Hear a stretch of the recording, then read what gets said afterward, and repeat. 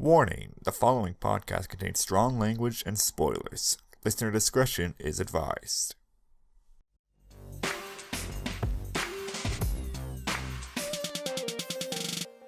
Howdy folks, and welcome to another episode of Babblegum. My name is Jambareeqi, and joining me is Whyboy. Hello. ReverseSoda. Hi. FoulFangedFiend. Hello, sailor. And TheBlueHairedCyborg. Hello, Captain. Who are these naughty seamen here? The name is David Seaman. Which is funny, because that's the name of an old goalie for Newcastle United football team. That's not the subject of tonight's episode. Yes, it's a bunch of nerds talking about football, a subject which none of us really know about. I would jump ship if we ever talked about football. Can anyone explain the offside rule? You can't, it's just one of the great mysteries of the universe. It is. It's just like women. To our culture, yes. So what has everyone been up to lately since last episode? I've been recording... I've been re-scripting the third episode of Cars No Stigma Abridged. So I can then get recording that and get editing that. Strange meant I've been finishing up recording lines for that. And that should be edited hopefully by the end of Easter. Because I've got so much shit on. And I've just been editing a bunch of Let's Play stuff, which is coming in the next week. So pretty regular uploads are resuming on my channel, at least the gaming one. But that's all I've really been up to. I'm playing Legend of Zelda Wind Waker, which I'm now addicted to. Oh, I love that game. And I'm only on the second temple. So yeah, I knew I should have left it for longer, but I couldn't. That's actually one of my favorite games. And then the remake. Oh, the HD is so beautiful. Yeah, that's the one I've been playing. Makes you drool like Homer Simpson. Woo! Anyway, I've been busy with family. My father just recently got home from his trip, so I just been preparing stuff for him, feeding him. He's all injured still, and all that good stuff. So I've been being there for him, as well, working on projects like a bridge, music, creating new music, script writing. I'm almost done with Kingdom Hearts Abridged, so yay. And I'm working on a 2-minute short, Gary's Mod, role play with Edward, Elric, and Eddie, and in Eddie's World. Wow, I can't talk today. But yeah, that's what I've been doing, and it's taken a long time. As for me, I've been pulling my hair out because I'm basically doing a reformatting of my entire show, Cartoon Corner. So I've just been running around writing new sorts of scripts, making new intros, and right now just working on an update for all of my fans out there, just to tell them I'm not dead. So yay! But my next review is going to be on a movie called The Legend of the Kung Fu Rabbit. Ooh. Nice. I know that one. I do not know that one, Yes, but it sounds awesome. Well, it's annoying as shit. Yeah. How can that be annoying? It's a kung fu rabbit. Oh, you'll see when the review comes out. It is... Oh, God. It makes me want to hit a wall. It's... But yeah, that's what I've been doing. And now I feel sad. You want a hug? Oh. No. Oh, okay, fine. Reject me then. Fine. No hugs for me. Rejection! Yeah, I'm currently working on what will probably be my first episode of Pokemon Chronicles Abridged. Ooh. Yeah. I love Pokemon Chronicles. Oh, one of the few people who actually know about Pokemon Chronicles. It's very Yes. rare to see, because when that came out, it was a one-day thing. I never heard of it. It's Toonami with Pokemon Chronicles. What the hell? It never even came out on TV over here, just direct to DVD. Oh, shit. Yeah. Hey, it's nice to know there are other protagonists in the Pokemon universe other than Ash that really deserve their moment in the spotlight. Like Richie and Sparky. Who's Ash? Ash? Ash. Yeah, who is this Ash guy? There's an episode of it basically dedicated to like a pairing of there's a pairing of Tracy and Misty. Yes. Tracy Sketchit, the character they introduced because they thought people were complaining Brock was too racist. Yeah. But then the complaint that Tracy was too boring. Which he was. Okay, so what have I been up to? I've mainly been doing university stuff. Yay! Lots and lots of University! The greatest time. I also just finished my review of the Wild Thornberrys movie. I'm not sure I'm going to be doing anything at all this week because I'll be so busy with my animated short for university, but I'm going to be doing a review of The Secret of Kells very soon, and the special guest will be FoulFangedFiend. Yay! Kill me. I like him. He's awesome.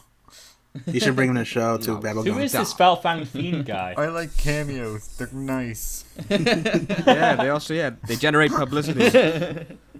Okay, so in this episode, we're going to discuss nerdy movies. No. I mean, yay. Where should we begin? Which franchise should we begin with? It's a tough one. It is. Doesn't have to be comic book movies. Right? Well, it could be anything to do with our culture, really. Has anyone seen the Harry Potter films? I stopped. No, actually, no, I haven't. I haven't seen them either. Oh my god, I'm not the only one. Quick, ostracize these people right now. I mean, how could I be British and have never ever seen them? I do not know. Like, you know, what can I say? There's probably only 5 of you. No, I have seen them. Don't worry. Well, I stopped right after, like, I think 2003, the last that movie that came out in 2003. That's my last one. And then, from then, I don't know. I didn't see any. Yeah, that was 2004. Yeah, okay, yeah, 2004. When they released, what's his face? The no-nose guy. The no-nose guy. The Voldemort. Right? Rafe Fiennes. I'm not awake. I'm tired. That's true, he doesn't actually have a nose in real life, he wears a fake one. Wouldn't it be great if that was his the actual name in the actual films? And he sounded so threatening, everyone was like, you can't say the no-nose guy. He who hath no nose. He who is without nose. If you mention his name, he appears right behind you. With no nose. You be glad he has no nose, otherwise he could smell your fear. You see, for me, I've only read the first few books. I only read them when I was like 10, 11 or 12, so I don't really remember much about them. But I do really enjoy the movies, and I've seen all of them, and I really like them. Sometimes I don't know what on earth is going on, but I still get really into them. The movies are shit. I'm gonna put that out there right now. Oh shit. Yeah, it's sometimes crucial plot elements are missing from the movies that would only make sense to a person who's read the books. I know, but it's strange. Like Cho Chang. People would go, if you go into the movies without having any knowledge of the books, you wonder, what is the point of her? Yeah, exactly. Like, she just turns up randomly and then she's gone. You're like, ah. Well, okay then, what was that all about? And what about the Half-Blood Prince business? Yeah, Harry looks up a book, says, this is property of the Half-Blood Prince. Then doesn't get mentioned again until the very end of the movie, where Snape just casually offhandedly says, I'm the Half-Blood Prince, by the way. And yeah, it's the name of the friggin' movie. Why isn't this... Just so you know, I used to go by the name of the Half-Blood Prince. Oh. Potter boy. It's not that big of a deal, though. Not that big of a deal, so don't freak out about it. It's not like it's the name of the film. Yeah, exactly. It's just like, that's part of the reason why the movies are so shit. I mean, the books are shit as well. You think everything's shit. No, hang on. I have a good reason for it. The books are shit because they're badly written. You're starting to sound like my friend Tim. He loves going on critiques about what is wrong with the universe of Harry Potter. Well, things are like, I enjoy it. I do enjoy Harry Potter. I mean, the books are badly written, the movies are badly done, but I love the story and I love the world. So, yeah. even though I find a lot of faults in it, it doesn't detract from the fact that I do still love it. He brought up a point once that in one of the books, I think Ron has to go to a wizard's hospital, and there's like a list of sort of magical illnesses on a wall, and basically just they don't treat normal diseases like cancer or pancreatitis or anything like that, and just gives you the idea. Does this mean that wizards either don't get sick the way muggles do, or they've got cures for every disease on Earth and they are not sharing them with us? That is a very good point. That makes them look like real dicks, to be honest. Yes, it does. Well, that's just to be expected. They have magical powers. They have to be dicks. And of course, like if you're a wizard teenager, you've got no internet or television. All you have is a fucking radio or a newspaper, and yet that's meant to be satisfying enough for you. Limitless power, and all you can do is listen to the Archers. So we've just found out why Voldemort went insane. Yes, just so sick of these books and shit.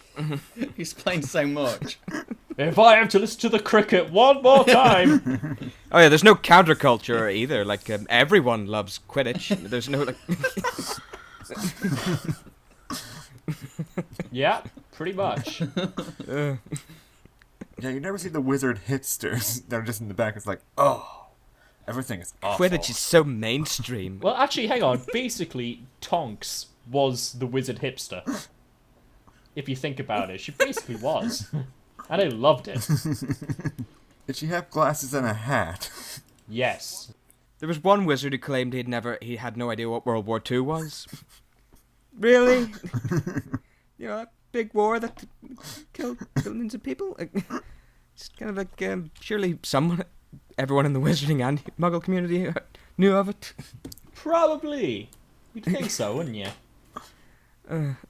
But unless it was just a really sheltered wizard. To be fair, you get really, really sheltered humans anyway, so... Yeah, but even the most sheltered human knows about World War II, surely. I don't know, if they've just been, like, locked in a cupboard their entire life. Oh, wait, Harry Potter. Never mind. Cupboard Potter. Cupboard Potter. That's a perfect name for him. They should change all the books to that. It's probably what Dudley called him. So does anyone have anything positive to say about Harry Potter before we start enraging the Potterheads? No. We don't. All of us hate it. I like Nearly Headless Nick. Who doesn't? It's John bloody Cleese. Yeah. Even though he's only in one movie. Well, 2. He was in the Chamber of Secrets as well. Oh yeah, he's in 2 movies. But Nearly Headless Nick and Peeves, the 2 ghosts. I really wish they had kept Peeves. I remember all the rumours that Rick Mayall was going to play him in the first movie. That would've Yeah. been awesome. But they actually cut his scene out, which is quite To tragic. be fair, like, he doesn't add a lot to the story. True, But he's yeah. still an awesome character. So I really wish that they'd kept him, but they didn't, and I'm sad. Yeah, just... But, Yes. you know, you can't have everything. I know. Oh. What about Lord of the Rings? What's everyone's opinion on the Lord of the Rings franchise? Oh man. The original trilogy, yeah, loved it. Not so hot on The Hobbit. I've not seen any of the Hobbit movies yet. Oh, they are really good, but They are really overindulgent in parts. yeah, they take way too long in some areas, and some of the filler that they've put into it as well isn't needed. I feel as if I need a week to spare at the cinema to go and see it. Yeah.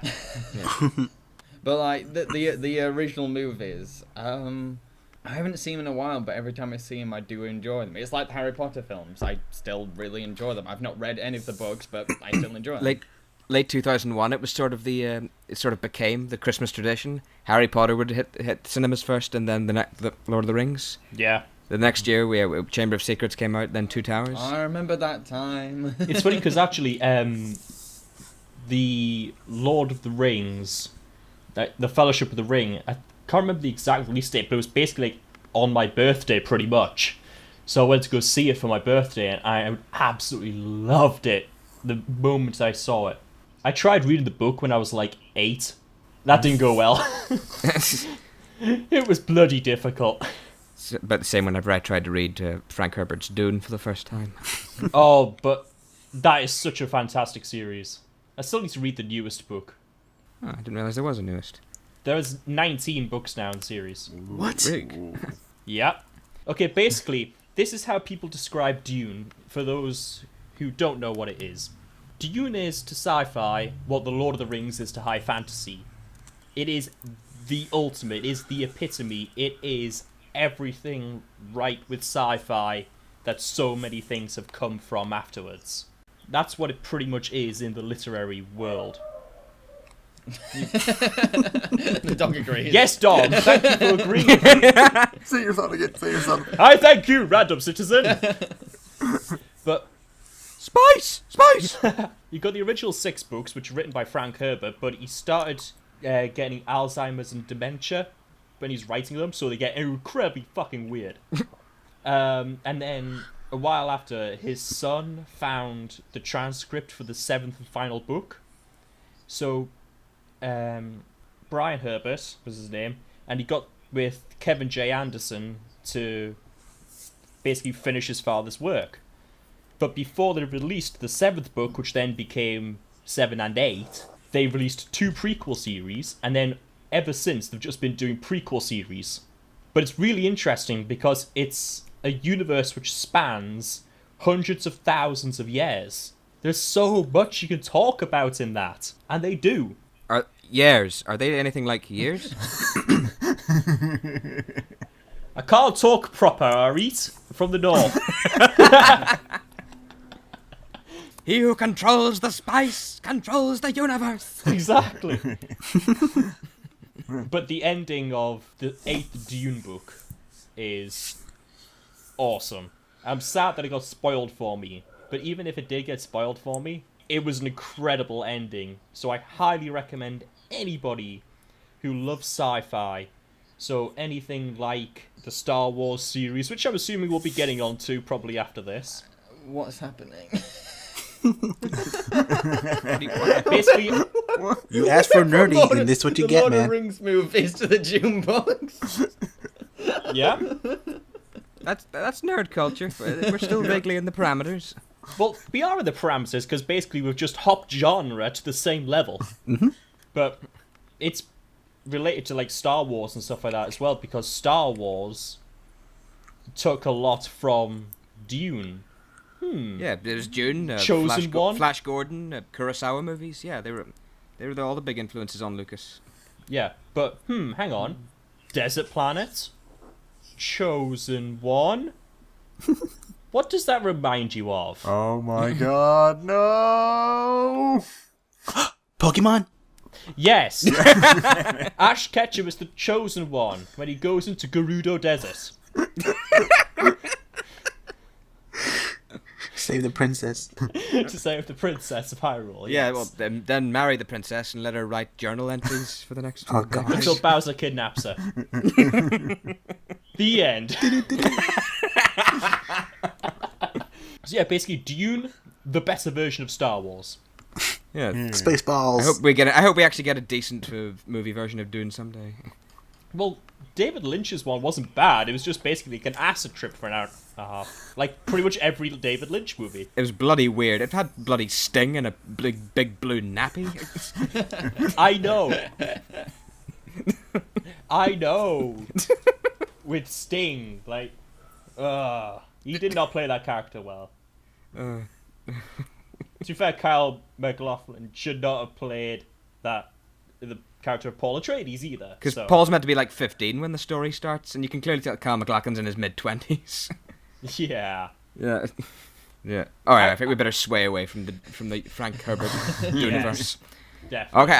Okay. I'll have another nerdy franchise we can talk about. The Alien series. Let's get topical with the announcement of Neil Blomkamp's upcoming Alien sequel. See, for me, I've only seen Aliens. You haven't seen Ridley Scott's original? I'm kicking myself. It's one of the things I get scolded for all the time. I've not seen Alien.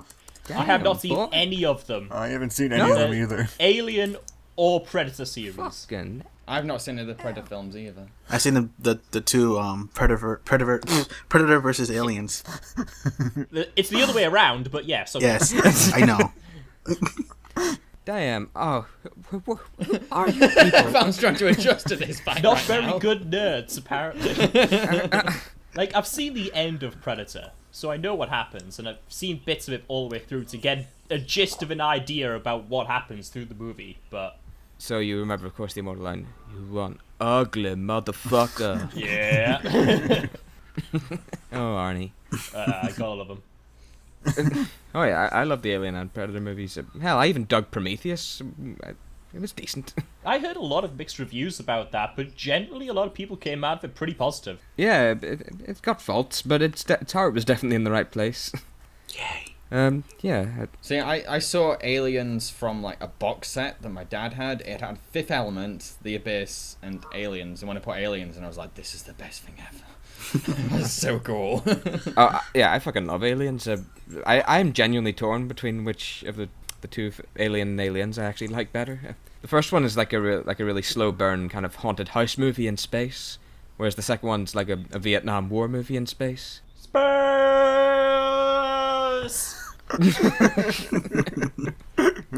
Just throwing that out there. Game over, man. Game over. Game over. Have any of you seen the Alien, like Alien 3 and Alien Resurrection? And Yeah, I've seen them all. But Alien 3 is a real downer. Alien Resurrection is dumb, but kind of fun in parts. Both the Alien versus Predator movies are just bloody awful. A real crying shame, especially because there are like loads of comic books and video games that do much better, more justice to the concept. I know there's a Batman versus Predator comic that I found in my library, part 3. I thought it was kind of cool, actually. Yes, they both Batman and Predator have like a wide array of gadgets, so it would be an interesting sort of. It was pretty cool. battle Yeah, between- I was really entertained by it. Never gonna happen though. Different studios. It was just lucky that both the Alien and Predator movies were produced by Fox, which is why we were able to get all that crossover franchise. Speaking of Alien, which is connected to sci-fi, and that we've referenced earlier on Star Wars. Okay, now, Jack's let's ready. get this question out of the way. Prequel or sequel? Well, prequel or original, rather. Which is your favourite, the prequels or the originals? The originals, of course. I haven't seen any of them.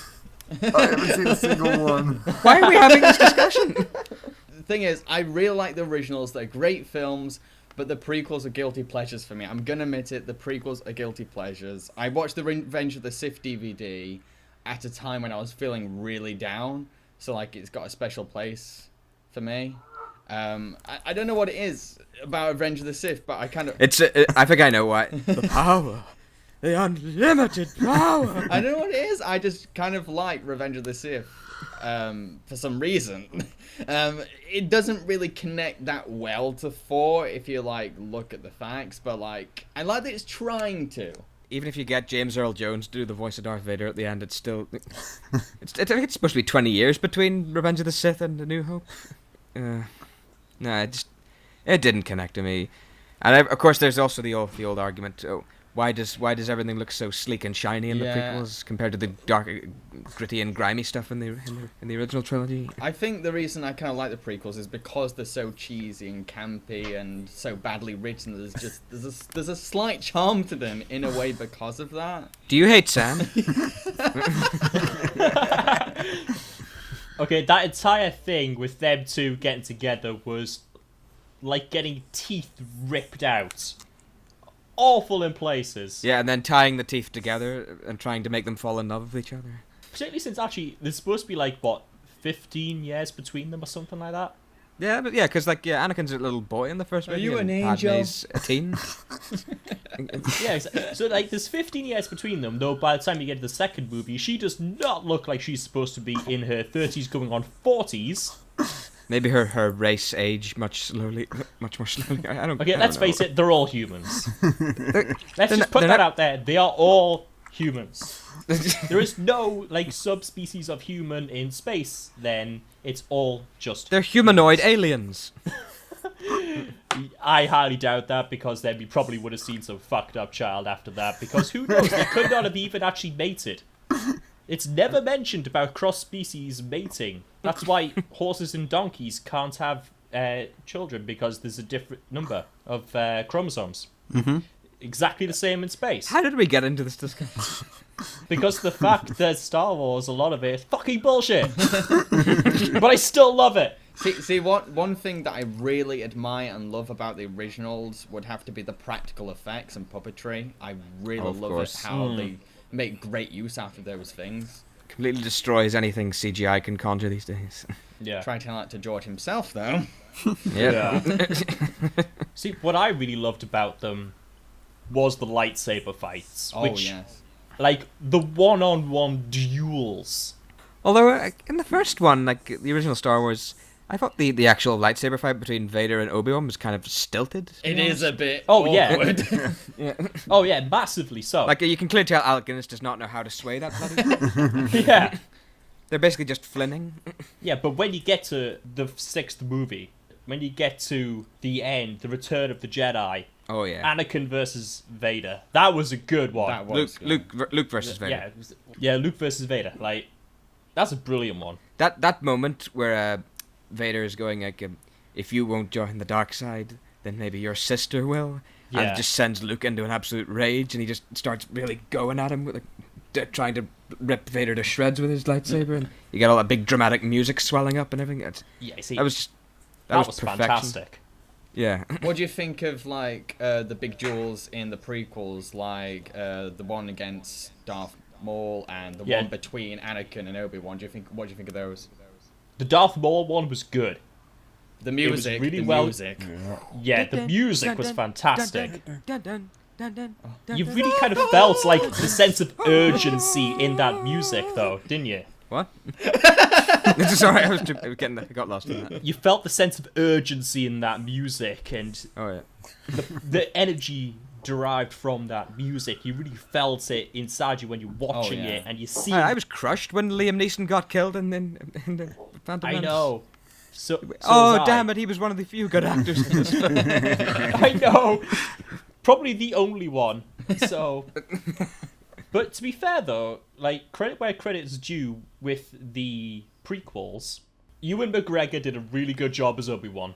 Yeah, he actually didn't. He went beyond the original trilogy and actually watched like loads of Alec Guinness movies just to try and capture the Yeah. guy's mannerisms. Yeah, and he made a fantastic Obi-Wan character to bridge the gap to where we see Alec Guinness. Yeah, I could believe that transition between the Yeah, trilogies. they did take that very seriously. I mean, like on the Revenge of the Sith DVD, it shows how much they were trying to perfect even the beard to make Yeah. it look as if it was going to lead up to the fourth film. Yeah, so that is something that they did very well, though that's mostly due to the actor. Ewan McGregor, blah, blah, blah, English I speak, he did a very good job.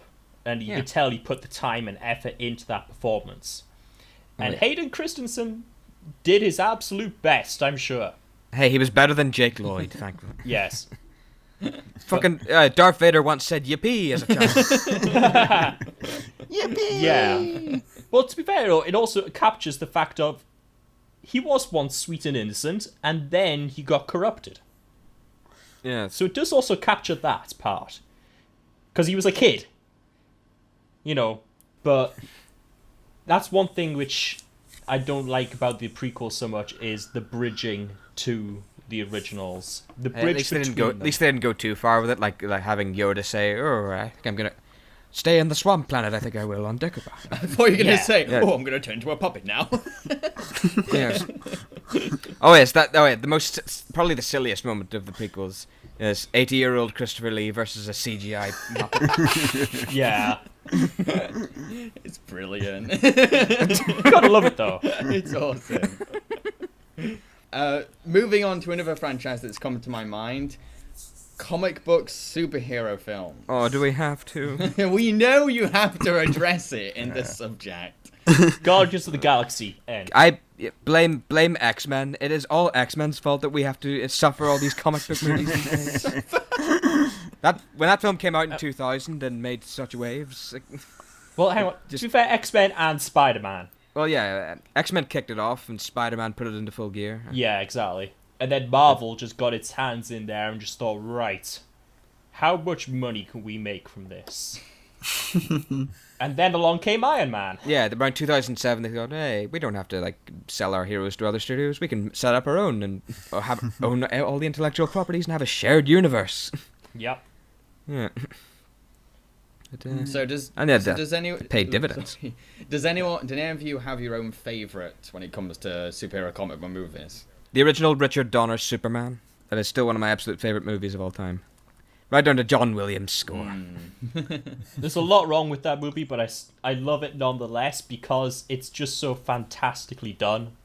Yes, it was the first real kind of Hollywood take on a comic book property that actually took its source material quite seriously. And how much bigger can you get than Superman? Yeah, but this was like the first real like big budget attempt at bringing Superman to the screen. Yeah. And it looked amazing. Think if you were an audience member back in 1978 and you were just watching it on the big screen and you're just wondering how the hell did they get Christopher Reeve to fly like that? Back in the days before we had CGI and everything, it must have been breathtaking. Definitely. Yeah. So if you feel strongly about the original Superman, how do you feel about films like Superman Returns or Man of Steel? Superman Returns, I actually quite enjoyed it. It felt really slow, and particularly in the third act, there wasn't much action in it, but it definitely had a lot of charm, and I liked that it captured the good humor of the Richard Donner Superman movies. I loved Kevin Spacey as Lex Luthor; he was brilliant. Yeah, he just kind of brought a nice twisted sense of humor to the character, and yeah, Man of Steel felt kind of emotionally hollow to me. I just didn't really invest in any of the characters like in it. I think Amy Adams was a poor choice for Lois Lane. She didn't really pull off the sass that's needed for the character. No, I gotta agree with you there. And Michael Shannon as Zod, well, he's no Terrence Stamp. No. I wanted him to say Neil before Zod. I wanted him to boom that line out. Kneel before Zod!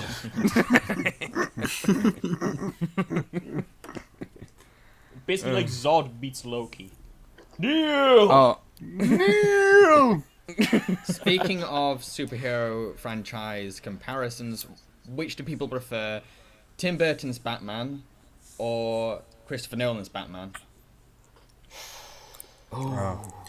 Never seen any of them, so I'm backing away from here. What have you seen, man? Get out of here. You're not wanted. I think probably... I'm going to have to go for Nolan. Yeah, Christopher Nolan, because it's the one I have the most experience with, but also it really kind of revolutionized a lot of stuff that we did with superhero movies up until that point. Yeah. But we gotta give some respect to Burton's Batman because the film when it came out it was huge. Like it really helped change the landscape of Hollywood. But then of course after Batman Returns, all the bean counters at Warner Brothers were more interested in making movies that would sell toys rather than good Batman movies. Yeah. Cue Joel Schumacher. Yeah. What killed the dinosaurs? The Ice Age! The Ice Age! Oh, God. Joel Schumacher. Oh, I'm going to put nipples on the batsuits. I'm going to have Robin wear an earring. That's not too far from how he actually shines. Yeah. I'm going to have gratuitous shots of them as they suit up and big close-ups of their butts. I really hope that Joel sounds like this. Which, to be fair, was perfectly fine with Alicia Silverstone. As Batgirl? Jesus. Okay, here's the other question that has to be asked. Marvel or DC? I'm saying just the movies at this point, because since we're talking about movies, just buy movies. Marvel. Marvel. Oh, well, yeah. If movies first, I'd go for Marvel. Marvel. I think Marvel has more of a sense of humour and has more colour and life to the work. Yeah, I think the problem with DC right now is that because of Nolan's Dark Knight trilogy, DC feel all of their other properties have to be handled the same way with that sort of degree of grit and seriousness. And it just doesn't work on all of them. Yeah. Especially Superman. Yeah. I mean, you've all seen the image of Jason Momoa as Aquaman. Oh, yeah. Yes. Without the colourful orange and green scaled suit and everything. You can make things darker and edgier, but then there's just a point where it just gets ridiculous. And to be fair, with a hero like Batman, that works. Yeah, that's Definitely. that's because Batman at his core is a dark character. That's why it works. Absolutely. Yeah. Well, he's DC's equivalent of the Punisher. Yeah, although slightly less, well, homicidal. It's like less homicidal, but at the core of the characters, they're very, very similar. You know, vigilante justice, very violent, although to differing extents. So Batman has that, and he has that tragedy and mental scarring in his past and everything. Superman and stuff isn't like that. Superman is more like the Captain America. Yeah, Superman has a big heart, but he does have his own emotional burdens, like being the last of a long dead alien race, isolated amongst the people of Earth. Yeah. Which is why he could never use his full power until he was able to get past that in the comics. Yeah, I know. No, but Superman should always be treated in a more lighthearted way than Batman. Oh, Yeah. definitely. And like the Flash and stuff like that as well. Oh, we did have that disastrous Green Lantern movie with Ryan Reynolds. I still have not seen that, but I've heard so much bad stuff about it. It's just so lacking. I noticed how they took the piss out of that in the Lego movie. Yeah, it's just it's just so sorely lacking. It's so cliched. It's so. Ryan Reynolds is not a good Green Lantern. No. He's not. No. I'm looking forward to him as returning as Deadpool, but Yes, that will be Hal, good. Hal Jordan was not a role he was meant to play. Mm-hmm. No, actually, I think they're eyeing Chris Pine to take over as the next Green Lantern for the DC movieverse. That would probably work a bit better. Yeah, I think I could see it. I could see it more than I originally saw Jason Momoa as Aquaman, so... Yes, but DC seem to be going in the opposite direction of Marvel, where they gave each hero their own movie before doing the big crossover feature. Whereas here we're doing Batman versus Superman, Dawn of Justice, With then a Wonder Justice Woman, League movie Aquaman, likely. and everyone else in and it. then spinning them off into their own movies afterwards. Yeah. So, I'm not sure how it'll work, but it'll be interesting to see. Definitely. Yeah. What do you guys think about the reboots of Spider-Man? Oh my I gosh. don't know. It just keeps going. Well, I think it's Spectacular Spider-Man now. Really? Yeah. Then we'll have another reboot called The Absolutely Fantabulous Spider-Man. They put a top See, hat on so, him. yeah. So, like, if they... Oh, no, because then it'll be Ultimate Spider-Man. But if they actually take the Spectacular Spider-Man storyline to go along with the name, the Spectacular Spider-Man series is widely regarded as one of the best Spider-Man series. And What separates it from the others? I just hope that when they integrate him into the Avengers and stuff like that, they do it well. Particularly with Fantastic Four coming out. Oh yeah. Yes. The reboots of that. Have you heard of what Marvel have basically are on pretty bad terms with Fox about Fantastic Four? I bet. Yeah, because apparently at the actual Marvel Studios or Marvel Publishing buildings, all employees are forbidden from posting up any Fantastic Four artwork. Like if the boss sees it, he'll immediately tear it down. Oh. Yeah, and they're not making any more Fantastic Four comics because that would be giving free publicity to the whatever Fox movies are produced. Oh, wow. Yeah, and I don't think Fox are willing to let go of the rights to it anytime soon. No. No. Which would be brilliant if Marvel got the hands back on the Fantastic Four and then they integrated Spider-Man into Fantastic Four, which is how Spider-Man was first introduced in the first place. Yeah. That would be pretty awesome, and a massive throwback to the 60s. Ooh. Yeah, although since Fox have the rights to X-Men and Fantastic Four, a shared universe of those two properties could still be on the cards. Yeah, but I highly doubt it, because there's very little crossover with them to begin with, aside from Civil War. Hey, Wolverine and Thing are regular poker buddies. That's true. It'd be a great post-credit scene, just Hugh Jackman and Jamie Bell or whoever's playing Thing in the new movie, sitting playing poker. Billy Elliot is the Thing. Yeah. Okay. I was baffled by the cast too. Okay. I want to see the Thing do ballet then. Well, hang on, to be fair, if you see Mark Ruffalo's list of credits and then you see him as the Hulk, you wouldn't expect it, but he still does it. And he does it very, very well. Oh yeah, that's good mocap. Oh, are you talking about his actual performance as Bruce Banner? Both. Oh, both. Because he is the one. Because unlike all previous renditions of the Hulk, he is playing both Bruce Banner and the Hulk, whereas it had always been two separate people before that. Yeah, and the previous ones, I think they actually had your man Lou Ferrigno do the actual mocap for the Hulk. Yeah, I think so. But the fact that actually he did that himself as well as playing Bruce Banner and stuff, when you look at his previous list of credits, you think, what? Yeah, it gives a nice uniformity to the performance. Yeah. The two aspects of the character. Anyway, I think that's all we have time for.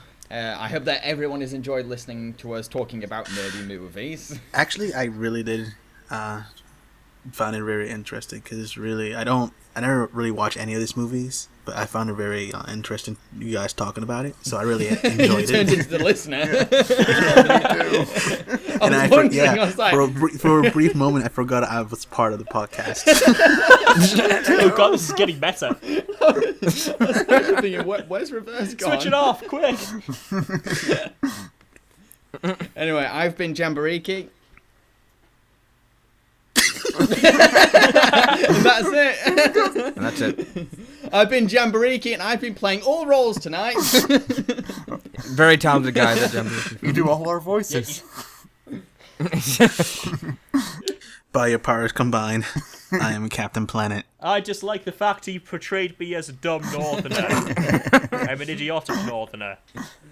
People, please carry on this goodbye, so I'm not left hanging here looking like a twit. I'm the blue-haired cyborg.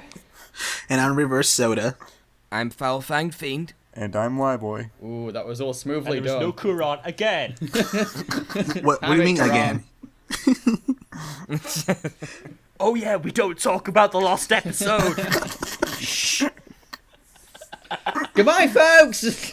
Bye. Goodbye. Sounded a bit creepy. Wipe the tear, baby dear, from your eye.